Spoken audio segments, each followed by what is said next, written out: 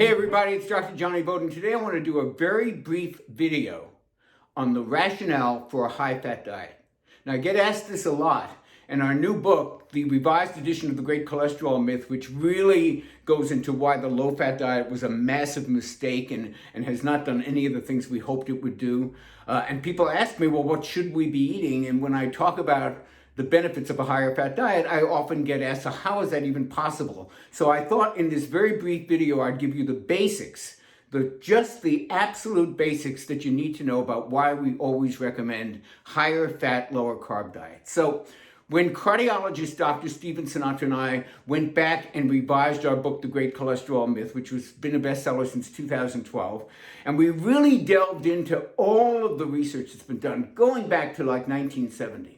And saying, okay, we know that low-fat diets don't work, and we know that measuring cholesterol the way we've been measuring it is out of date. So what is it really that points the way to heart disease? What is it that we should be looking at? And our conclusion was, and it's a conclusion of the research, we connect the dots, we explain it to you, but the point is, the conclusion was that the most important predictor of heart disease is something called insulin resistance. And it shows up about 10 years before your doctor says, hey, you got elevated cholesterol, or you got high triglycerides. I think we ought to put you on a statin. You can see this stuff show up 10 years early. So we believe that the most important thing we can do in terms of diet and lifestyle is to lower our risk for insulin resistance, or to reverse it if we've already got some signs of it, which by some accounts, almost 80% of the population has. So here's the basics of insulin resistance. Insulin is a hormone. It's an important hormone. You want it in the body. You need it in the body. Its main job is to lower your blood sugar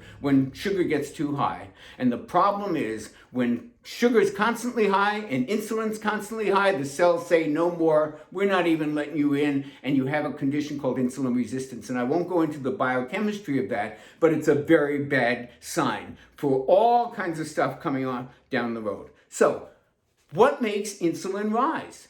Very simple. Blood sugar.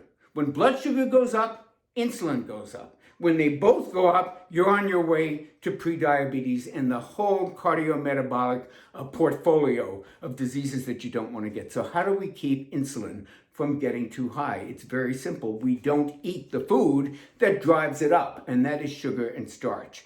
Guess what doesn't drive insulin up at all, or blood sugar? Fat. That's right. Fat has almost no effect, actually it has no effect on blood sugar at all, and has almost no effect whatsoever on insulin. So if you want to leave both blood sugar and insulin down and not activate it so much, you eat a higher fat diet and less of the very food stuff that actually drives those things up. So that, ladies and gentlemen, is the rationale for a high-fat diet. We are trying to control, treat, or prevent the number one cause of heart disease, which is insulin resistance, and we do that by eating foods that don't drive insulin up into the sky. Thank you. This is Jonny Bowden. I hope you enjoyed this. Please hit the like button, subscribe to the channel, and please take a look at my new book, The Great Cholesterol Myth, because I think this is the time to understand this stuff, because a higher fat, lower carb diet will actually protect your immune system, which is very relevant to right now. It will also protect your waistline, and it will also protect your heart.